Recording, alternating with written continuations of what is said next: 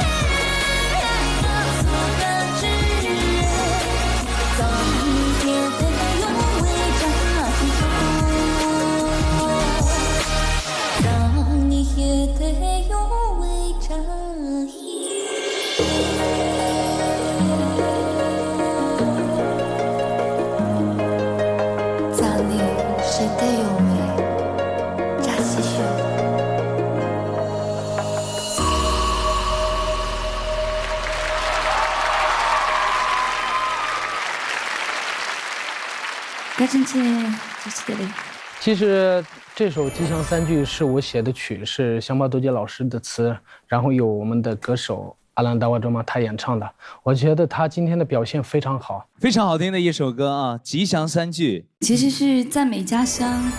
然后是赞美我们自己民族的这些兄弟姐妹，然后相互团结，然后一起为自己的家乡做出贡献。然后一个身在外的游子，然后非常想念家乡，然后希望自己的家乡能够越来越好。掌声再次谢谢阿兰。